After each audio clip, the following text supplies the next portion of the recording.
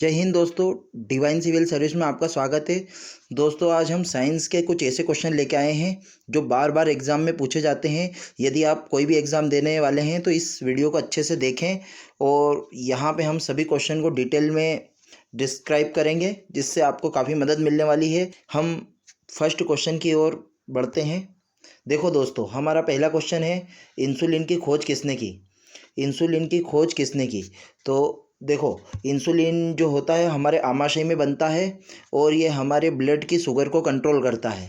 Insulin हमारे blood की sugar को कंट्रोल करता है। इसकी खोज सबसे पहले बेंटिक ने करी थी दोस्तों। किसने करी थी? बेंटिक ने, है ना। और इंसुलिन यदि हमारे शरीर में कम पड़ जाता है तो हमको डायबिटीज़ की बीमारी हो जाती है। इंसुलिन हमारी ब्लड शुगर को कंट्रोल करता है, ठीक है। और हम देख लेते हैं दूसरे ऑप्शन। तो देखो यहाँ पे रोनाल्ड रास है। रोनाल्ड रास ने क्या करा था मलेरिया के परजीवी की खोज करी थी। मलेरिया का परजीवी यानी प्रोटोजोआ की खोज करी थी, ठीक है। हार्वे ने क्या करा था दोस्तों? रक्त परिसंचरण की खोज करी थी, ठीक है। इसके अलावा हम दूसरे प्रश्न पे चलते हैं। निम्नलिखित में से कौन सी एक मिश्र धातु है? निम्नलिखित में से कौन सी एक मिश्र धातु है? दोस्तों मिश्र धातु क्या होती है? मिश्र धातु वो होती है जिसमें दो धातुओं को आपस में जोड़ा जाता है और नए गुण वाली तत्व पदार्थ पैदा किया जाता है। तो हम देखते हैं इसमें क्या आएगा। मिश्र धातु, जस्ता की बात करें तो जस्ता एक धातु है, तो ये हमारा गलत हो जाएगा।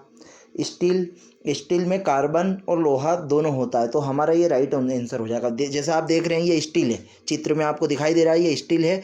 स्टील में क्या करा हमने? लोहे में थोड़ा कार्बन मिला दिया तो उससे ये स्टील बन गया है, ठीक है। बाकी हम बात करें शीशे की, तो शीशा एक धातु है, एल्यूमिनियम भी एक धातु है, तो हमारा ऑप्शन गया बी। तो आपको ये याद रखना है कि मिश्र धातु धातुओं से मिल के बनती है, लेकिन ये धातुओं से ज़्यादा मजबूत होती है। अब इसके बगल में आप देख रहे हैं स्टील आपको दिखाई दे रहा है, तो इसमें क्या होता है, हम नाइक्रोम भी मिला देते हैं और निकेल भी मिला देते हैं, तो ये स्टेनलेस स्टील बन जाता है और ये ज़्यादा चमकीला होता है। घर के बर्तन वगैरह जो आपने देखे होंगे सब इसके बने होते हैं। हम अगले प्रश्न की ओर बढ़ते हैं। डायनामाइट का आविष्कार निम्नलिखित में से किसने किया? डायनामाइट का आविष्कार किसने किया? तो दोस्तों डायनामाइट क्या होता है? एक विस्फोटक बम है। डायनामाइट एक विस्फोटक है। इसकी खोज किसने करी थी? दोस्तों इसकी खोज करी थी अल्फ्रेड नोबल ने। किसने करी थी? अल्फ्रेड नोबल ने। और इस खोज की बाद में जब इनका मृत्यु हो गई थी उसके पहले इन्होंने क्या बोला था कि मैं नोबल पुरस्कार की घोषणा करता हूँ। और नोबल पुरस्कार के लिए इन्होंने अपने बैंक में जो जमा पूंजी रखी थी उसका जो ब्याज मिलता है उससे नोबल पुरस्कार मिलता है, ठीक है। अब इसके अलावा हम बात करें आइंस्टाइन की, तो आइंस्टाइन ने सापेक्षता का सिद्धांत दिया है, ये भी आपको याद रखना है। न्यूटन ने गुरुत्वाकर्षण के नियम दिए हैं, ये भी आपको याद रखना है। मैडम क्यूरी ने रेडियम की खोज करी है, ये आपको याद रखना है। दोस्तों मैं यहाँ पे जितने भी नाम ले रहा हूँ और इसको यदि आप क्लास को सही देखेंगे तो आपको काफ़ी लाभ मिलने वाला है। मैं सारे ऑप्शन के बारे में बात करूँगा, ठीक है। आइए हम आगे बढ़ते हैं फोर्थ क्वेश्चन की तरफ। प्लास्टर ऑफ पेरिस प्राप्त किया जाता है। दोस्तों प्लास्टर ऑफ पेरिस का आपने दैनिक जीवन में यूज़ देखा होगा। घर की छत में जो पीओपी का काम होता है वो प्लास्टर ऑफ पेरिस है। हड्डी को जोड़ने में भी यूज़ करते हैं इसका। हड्डी में जो प्लास्टर लगा होता है उसमें भी होता है। खिलौने भी इसके बनते हैं, यानी एक तरह का पदार्थ है। और इसकी खोज सबसे पहले पेरिस में हुई थी। इसकी खोज हुई थी पेरिस में। कहाँ पे हुई थी? पेरिस में। इसके लिए नाम इसका पड़ गया प्लास्टर ऑफ पेरिस। और ये किससे बनता है? ये बनता है दोस्तों जिप्सम से। ये बनता है जिप्सम से। जिप्सम को 100 डिग्री तक गर्म करने पे हमको प्लास्टर ऑफ पेरिस बन जाता है, ठीक है। अब हम बात करते हैं दूसरे ऑप्शन की। तो देखो सोडियम बाइकार्बोनेट को खाने का सोडा बोलते हैं। सोडियम बाइकार्बोनेट खाने का सोडा है ना। इससे हम ब्रेड, डबल रोटी वगैरह बनाने में यूज़ करते हैं। यूरिया दोस्तों, यूरिया होता है खेतों का उर्वरक। इससे खेतों की उर्वरक क्षमता बढ़ जाती है। अब बात करें कार्बन, तो कार्बन का परमाणु क्रमांक 6 है और कार्बन के बहुत सारे यौगिक होते हैं। हमारा शरीर अधिकतर कार्बन का बना होता है। बात करते हैं अगले क्वेश्चन की। रडार में किस प्रकार की तरंगे होती है? तो दोस्तों जो रडार होता है उसका काम क्या होता है, जैसा कि आप चित्र में देख रहे हैं। रडार में एक उपग्रह के माध्यम से या यंत्र के माध्यम से कुछ तरंगे छोड़ी जाती है और वो तरंगे होती है विद्युत चुंबकीय तरंगे। विद्युत चुंबकीय तरंगे छोड़ी जाती है और ये तरंगे किसी विमान से टकरा के वापस से हमको उपग्रह पे मिल जाती है, जिससे हम क्या करते हैं, दुश्मन के जो जितने भी एरोप्लेन या फिर मिसाइलें हैं इनको हम आसानी से पता करके उनको अंतरिक्ष में ही मार सकते हैं। तो ये विद्युत चुंबकीय तरंगों पे काम करता है, ठीक है। विद्युत चुंबकीय तरंगे दोस्तों, इसके लिए बारे में एक चीज़ और याद रखना है, विद्युत चुंबकीय तरंगों के लिए माध्यम की आवश्यकता नहीं होती है, माध्यम की आवश्यकता नहीं होती है, ये याद रखना। क्वेश्चन पूछेंगे, विद्युत चुंबकीय तरंगे अनुप्रस्थ तरंगे होती हैं, इन्हें माध्यम की आवश्यकता नहीं होती है, जबकि ध्वनि तरंगे माध्यम की आवश्यकता होती है ध्वनि तरंगों को, और ध्वनि तरंगे ठोस, द्रव, गैस तीनों में चल सकती है, ठीक है। अब बात करें हम यहाँ पे अगले प्रश्न की, तेज गति से आता हुआ वाहन हॉर्न बजाता है तो उसका पिच। दोस्तों जैसा आप चित्र में देख रहे हैं, तेज गति से ये गाड़ी इस लड़के की तरफ आ रही है, तो जैसे जैसे ये गाड़ी आगे बढ़ेगी इसको अपनी आवाज़ में अंतर सुनाई देगा, लड़के को गाड़ी की आवाज़ में अंतर सुनाई देगा, यानी जैसे ही नज़दीक आएगा ये आवाज़ बढ़ जाएगी, क्योंकि उसकी फ्रिक्वेंसी बढ़ जाती है, जो ध्वनि होती है उसकी फ्रिक्वेंसी बढ़ने के कारण आवाज़ तेज़ सुनाई देती है। आपने देखा होगा स्टेशन पे जब रेलगाड़ी हमारे पास आती है तो हमको बहुत तेज़ ध्वनि सुनाई देती है, और ये प्रभाव क्या कहलाता है, ये प्रभाव कहलाता है डोपलर इफेक्ट, ये प्रभाव कहलाता है डोपलर इफेक्ट। यानी कोई वस्तु हमसे दूर जाएगी तो ध्वनि कम हो जाएगी, यदि वो पास आएगी तो ध्वनि बढ़ जाएगी। तो इसमें क्या पूछा है, तेज़ गति से आता हुआ वाहन हॉर्न बजाता है, उसका पिच क्या होगा, अधिक सुनाई देगा दोस्तों, ठीक है। पास में आ रही है तो अधिक सुनाई देगा। अगला प्रश्न देखते हैं दोस्तों, बर्फ पर दाब बढ़ाने पर उसका गलनांक, बर्फ पे दाब बढ़ाने पर उसका गलनांक, जैसे कि आपने चित्र में देखा है, दो बर्फ के टुकड़ों को जोड़ दिया गया है, तो इससे क्या हो जाएगा, इसका गलनांक जो हो जाएगा कम हो जाएगा दोस्तों, इसका गलनांक घट जाएगा, यानी दो बर्फ को जोड़ने पे उसको पिघलना कम हो जाएगा उसका, यानी उसका गलनांक घट जाएगा। और गलनांक घटाने के लिए हम क्या कर सकते हैं, दाब भी बढ़ा सकते हैं, या फिर इसमें नमक मिला सकते हैं, नमक मिलाने पे और ज़्यादा गलनांक घट जाता है। आपने देखा होगा हमारे यहाँ पे जो आइसक्रीम आती है उसमें थोड़ा सा नमक मिलाते हैं ताकि वो जल्दी पिघले नहीं, ठीक है। तो ये भी आपको याद रखना है, ठीक है। मैं यहाँ पे आपको रीज़न भी बता रहा हूँ ताकि आपको क्वेश्चन याद हो जाए। देखो समझा हुआ क्वेश्चन कभी हम भूलते नहीं हैं, लेकिन रटा हुआ क्वेश्चन हम भूल जाते हैं। इसके लिए मैं ये कोशिश कर रहा हूँ कि आपको यहाँ पे थोड़ा समझा दूँ, इसके लिए थोड़ा टाइम लग रहा है, तो आपसे भी ये निवेदन है कि आप ये पूरे वीडियो को देखें। अच्छा लग रहा है तो आप इसको सब्सक्राइब कर लें। मैं आगे जितने भी वीडियो लाने वाला हूँ सब आपको एग्ज़ाम में काम आने वाले हैं। आगे बढ़ते हैं दोस्तों, निम्नलिखित में से गलत कथन कौन सा है, निम्नलिखित में से गलत कथन कौन सा है। लोहा पानी में डूब जाता है, दोस्तों लोहा तो भारी होता है, पानी में डूब जाता है, बिल्कुल राइट है, ये बिल्कुल राइट है, बिल्कुल डूब जाएगा। लकड़ी पानी पर तैरती है, बिल्कुल लकड़ी हल्की होती है, पानी पर तैरती है, ये भी राइट है। हमको गलत ढूंढना है, ठीक है। तो हम अगला तीसरा देखते हैं, पारा पानी पर तैरता है, तो पारा तो पानी से भारी होता है, इसके लिए वो नहीं तैर सकता, तो ये हमारा गलत हो जाएगा। हमारा राइट आंसर भी यही रहेगा, क्योंकि पारा पानी पर नहीं तैरता है, और इसमें लिखा है तैरता है। आगे देखेंगे, पारे में लोहा तैरता है, बिल्कुल लोहा हल्का होता है पारे से, लोहा हल्का होता है पारे से, इसके लिए वो तैरेगा, तो हमारा ऑप्शन आया यहाँ पर तैरता है। दोस्तों क्या होता है, कभी कभी प्रश्न को सही तरीके से पढ़ना चाहिए। देखो यहाँ पे गलत कथन पूछा है तो हमने गलत ढूंढ लिया है, हमारा सी ऑप्शन सही जाएगा। आगे बढ़ते हैं, ये पारा देखो, एक मिनट में और बता देता हूँ, ये जो पारा होता है ये चमकीला होता है, तो अपने डॉक्टरी थर्मामीटर में देखा होगा, पारे का यूज़ होता है उसमें, क्योंकि वो चमकीला होता है, आसानी से पहचान में आ जाता है। आगे देखते हैं दोस्तों, चमगादड़ अंधेरे में भी उड़ सकते हैं क्योंकि उसकी सहायता से प्राप्त होती है। चमगादड़ अंधेरे में भी उड़ सकते हैं क्योंकि उन्हें सहायता प्राप्त होती है। दोस्तों चमगादड़ को क्या होता है, कोई भी उड़ने के लिए वो एक तरंगे छोड़ता है, और वो जो तरंगे होती है वो अल्ट्रासोनिक होती है, वो तरंगे अल्ट्रासोनिक होती है, जिसकी मदद से ये किसी भी वस्तु की दूरी का पता लगा लेता है। जैसे आप चित्र में देख रहे हैं, ये एक पक्षी को इसने तरंगों के माध्यम से पकड़ लिया है। मछली को भी देखो, मछली भी तरंगे का यूज़ कर रही है, शार्क मछली। इसके अलावा हमारे पनडुब्बी जो है उसमें भी इस तरंगों का उपयोग होता है, तो अल्ट्रासोनिक वेव का उपयोग करते हैं। ये अल्ट्रासोनिक वेव किसी स्थान से टकरा के वापस आती है, तो उससे वो पता कर लेते हैं कि कितना डिस्टेंस है। तो अल्ट्रासोनिक वेव आपको याद रखना है ना। और इसका उपयोग सोनार में भी होता है, आपको ये याद रखना है। सोनार जो सिस्टम होता है ये लिखा है यहाँ पे, इसमें भी इसका उपयोग होता है। ये रहा सोनार में भी इसका उपयोग होता है। आगे बढ़ते हैं दोस्तों, कैलोरी की मापन इकाई है। दोस्तों कैलोरी क्या होता है ये आपको जानना पड़ेगा पहले। तो यहाँ पे जो कैलोरी होती है, सबसे पहले मैं आंसर बता देता हूँ। कैलोरी मापन है ऊष्मा का, कैलोरी जो है मापन ऊष्मा की इकाई है एक। ऊष्मा का एसआई मात्रक जो होता है दोस्तों, ये भी याद रखना है, उसको बोलते हैं जूल। ऊष्मा का एसआई मात्रक जूल होता है, लेकिन कैलोरी भी ऊष्मा का ही मापन है, ठीक है। कैलोरी भी ऊष्मा का मापन है। शरीर की जितनी भी ऊष्मा है उसको हम कैलोरी में नापते हैं। जैसे ग्लूकोज के 1 ग्राम से आपको 4 किलो कैलोरी मिलेगी, 4 किलो कैलोरी मिलेगी, ये भी आपको याद रखना है ना। तो कैलोरी एक ऊष्मा का इकाई है, लेकिन ऐसा ही इकाई का पूछे तो जूल बताना है, ठीक है। और देखो दोस्तों, जो ऊष्मा होती है उसके चालन के 3 तरीके हैं। एक तो होता है विकिरण, एक होता है संवहन और एक होता है चालन। देखो विकिरण जो होता है इसमें माध्यम की आवश्यकता नहीं होती है, विकिरण में माध्यम की आवश्यकता नहीं होती है, ये ऐसे ही उत्सर्जित हो जाता है। लेकिन संवहन में क्या होता है, अणु के स्थानांतरण से ऊष्मा का प्रसार होता है। इसके अलावा चालन क्या होता है, चालन में अणु का स्थानांतरण नहीं होता है, फिर भी ऊष्मा का स्थानांतरण हो जाता है।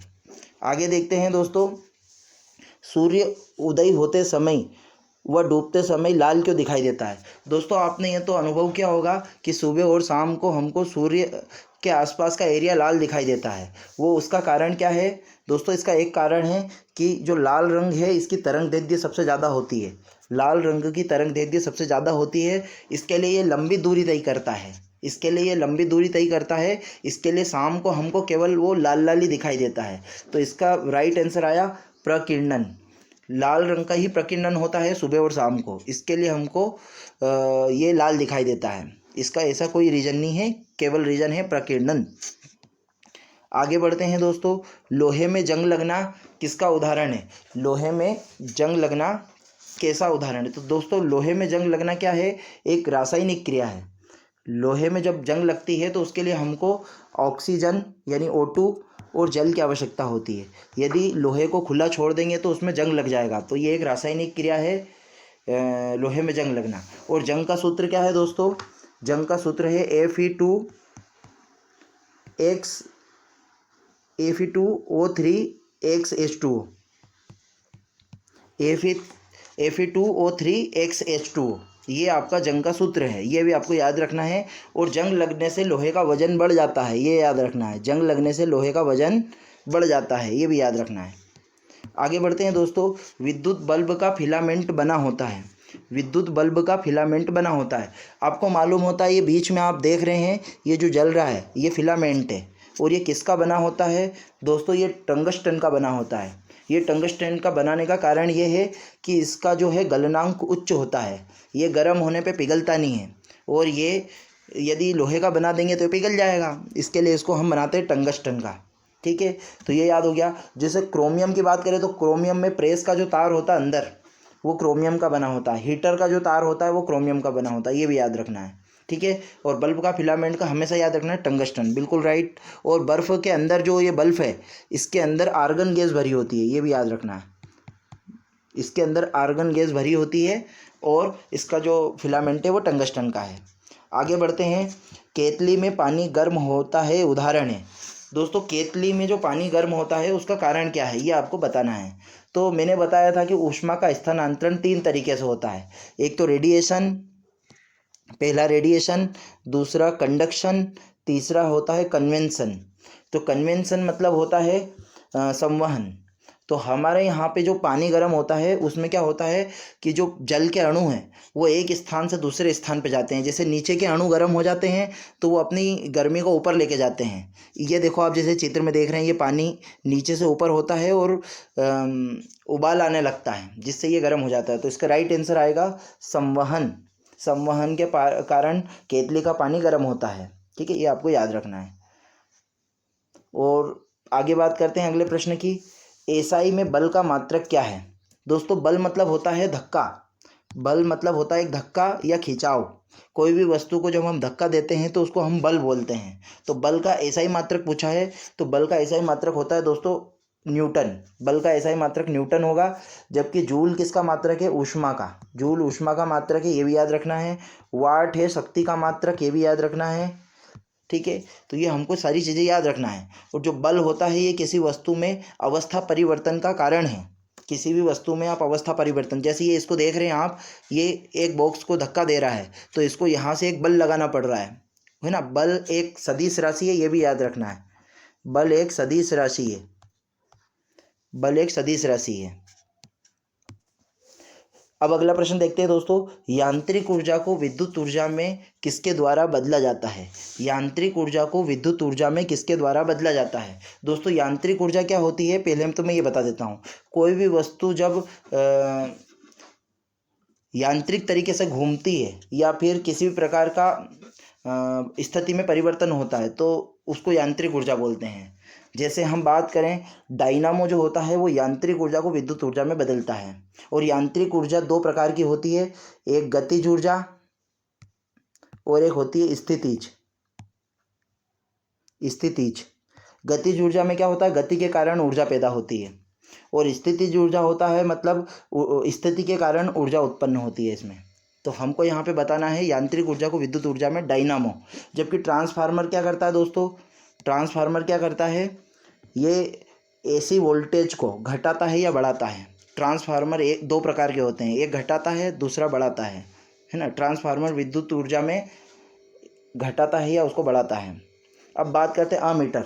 अमीटर में विद्युत धारा को नापा जाता है, विद्युत धारा को मापा जाता है। गैल्वेनोमीटर में भी धारा को मापा जाता है, ठीक है। विद्युत धारा का ऐसा ही मात्रक जो है अमीटर है, विद्युत धारा को अमीटर में मापा जाता है, ये याद रखना। एम्पियर में नापा जाता है विद्युत धारा को, लेकिन जो मीटर है वो अमीटर है, ठीक है। आगे बढ़ते हैं दोस्तों, वायु क्या है? दोस्तों आप जैसा चित्र में देख रहे हैं, वायु में बहुत सारे तत्व होते हैं, बहुत सारी गैसेस होती हैं। तो उसमें सबसे ज़्यादा होता है नाइट्रोजन, फिर ऑक्सीजन, फिर होता है अन्य गैसेस। तो इसका मतलब हम ये बोल सकते हैं कि वायु एक मिश्रण होता है, वायु एक मिश्रण होता है। इस मिश्रण में नाइट्रोजन सबसे ज़्यादा है। आपसे दोस्तों एक क्वेश्चन और पूछते हैं, वायु में सबसे ज़्यादा अक्रिय गैस कौन सी है? वायु में सबसे ज़्यादा अक्रिय गैस कौन सी है? आर्गन बताना है दोस्तों आपको, आर्गन। वायु में सबसे ज़्यादा अक्रिय गैस आर्गन है, ये आपको बताना है। और वायु पूछे तो वायु एक मिश्रण है। आगे बढ़ते हैं दोस्तों हम, ऊष्मा की सबसे अच्छी चालक धातु कौन सी है? दोस्तों ऊष्मा का चालन क्या होता है, अलग अलग धातु में अलग अलग होता है। तो ऊष्मा की सर्वोत्तम चालक जो होता है, जैसा कि आप चित्र में देख रहे हैं, आपको सिल्वर के यहाँ पे दिखाई दे रहे हैं बिस्किट्स। तो ऊष्मा का सबसे अच्छा जो चालक धातु है वो चांदी है। ऊष्मा और विद्युत दोनों का चांदी आएगा, ठीक है। और सेकेंड नंबर पे बात करें तो वो आएगा कॉपर, तांबा। फर्स्ट नंबर पे चांदी आएगा, ठीक है। चांदी का उपयोग आपको मालूम है, मूर्ति बनाने में, आभूषण बनाने में, सब में होता है, ठीक है। और सोना तो आपको मालूम है, सोने का उपयोग आभूषण में होता है। और सबसे कम क्रियाशील धातु है ये, सबसे कम क्रियाशील धातु सोना है। और पीतल क्या है? पीतल एक मिश्र धातु है जो जस्ता और तांबा से मिलके बनेगा, पीतल एक मिश्र धातु है। दोस्तों हम आगे बात करते हैं। दोस्तों इस वीडियो को पूरी देखिएगा, और आपको कुछ ऐसा लग रहा है तो आप मुझे कमेंट में बताइए कि मैं आपके लिए और क्या इसमें सुधार करूं, क्योंकि हमारी फर्स्ट वीडियो है और आप जानते होंगे कि ये वीडियो बनाने में कितनी मेहनत लगती है। तो आप मुझे सजेशन भी करिए और क्या कर सकते हैं, और आपकी डिमांड क्या है, मैं उस हिसाब से भी आपके यहाँ पे लाऊंगा। और आपके जो एग्ज़ाम आप दे रहे हैं उसके बारे में मुझे कमेंट में बताएं, ताकि मैं आपके लिए काम कर पाऊँ। आगे जो दोस्तों देखते हैं हम, केतली में लकड़ी का हैंडल क्यों लगाते हैं? दोस्तों जो केतली होती है, आपने देखा होगा चाय बनाने की, उसमें हम लकड़ी का हैंडल क्यों लगाते हैं? तो यहाँ पे देखते हैं, फैशन के कारण तो दोस्तों ऐसा नहीं करेंगे हम। लकड़ी ताप का कुचालक होती है और हैंडल गर्म नहीं होता। बिल्कुल सही दोस्तों, लकड़ी जो होती है कुचालक होती है, इसके लिए वो हैंडल गर्म नहीं होता है। मान लो लोहे का होता तो वो गर्म आपको छोड़ जाएगा, इसके लिए हम इसको लकड़ी का बनाएंगे, ठीक है। ये कुचालक है, ठीक है। तो हमारा ऑप्शन बी आ गया। दोस्तों अगले में जाते हैं, बायोगैस का मुख्य अवयव है। बायोगैस जो होती है दोस्तों, ये खेतों में से जो गोबर और जो कचरा निकलता है उसको एक टैंक में डाल देते हैं, जिससे गैस का निर्माण होता है, उसको बायोगैस बोलते हैं। और बायोगैस हमेशा दोस्तों उसमें मुख्य जो रहेगा वो रहेगा मीथेन। बायोगैस में जो मुख्य अवयव है वो मीथेन है। क्या होता है कि बैक्टीरिया गोबर को मीथेन में बदल देते हैं, और इस पाइप के द्वारा ये हमको गैस प्राप्त हो जाती है, आप जैसा चित्र में देख रहे हैं। इसमें दो भाग होते हैं, एक होता है डंग वाटर, इसमें हम गोबर डालते हैं, और एक होता है बाहर निकलने के लिए, एग्जिट के लिए, ये आप जैसा देख रहे हैं। अगले प्रश्न पे आते हैं दोस्तों, सूखी बर्फ़ क्या होती है? दोस्तों सूखी बर्फ़ जो होती है वो कार्बन डाइऑक्साइड से बनती है। कार्बन डाइऑक्साइड यानी ठोस कार्बन डाइऑक्साइड से बनती है सूखी बर्फ़। राइट, हमारा आंसर आया बी, कार्बन डाइऑक्साइड। ये आप जैसा कि चित्र में देख रहे हैं, ये ठोस कार्बन डाइऑक्साइड है। ठीक है, हम आगे बढ़ते हैं अगले प्रश्न पे। लुढ़कती हुई गेंद कुछ दूर के बाद स्वयं रुक जाती है, इसका कारण है? लुढ़कती हुई गेंद कुछ दूर चलने के बाद स्वयं रुक जाती है, इसका कारण है? दोस्तों अब यहाँ देखते हैं लुढ़कती हुई गेंद क्यों रुक जाती है। घर्षण के कारण, गुरुत्वाकर्षण, जड़त्व, इनमें से कोई नहीं। तो दोस्तों लुढ़कती हुई गेंद घर्षण बल के कारण ऐसा होता है कि कुछ देर के बाद में वो रुक जाएगी। घर्षण आएगा इसका आंसर, क्योंकि कोई भी गेंद आगे जाएगी तो उसका ज़मीन से संपर्क होगा, तो इसको हम घर्षण बोलेंगे। गुरुत्वाकर्षण क्या होता है? इसके माध्यम से वस्तु किसी को अपनी ओर खींचती है। धरती किसी वस्तु को अपनी ओर खींचती है, इसको बोलते हैं गुरुत्वाकर्षण। जड़त्व क्या होता है दोस्तों? किसी भी वस्तु का अपनी स्थिति में बना रहना जड़त्व कहलाता है। जैसे हम बात करें, कोई भी वस्तु बिना बल के कारण गति नहीं करती है, तो वो अपनी गति का विरोध करती है, उसको हम जड़त्व बोलते हैं। हमारा राइट आंसर वैसे आ गया है घर्षण। और घर्षण बहुत लाभकारी भी है और हानिकारक भी है, क्योंकि घर्षण के कारण हम ज़मीन पे चल पाते हैं, घर्षण के कारण हम बोर्ड पे लिख पाते हैं, घर्षण के कारण हम खाना चबा पाते हैं। ठीक है, और जो मैं पढ़ा रहा हूँ वो भी, उसमें भी घर्षण का अहम योगदान है। तो कहने का मतलब है कि घर्षण भी इम्पोर्टेंट है।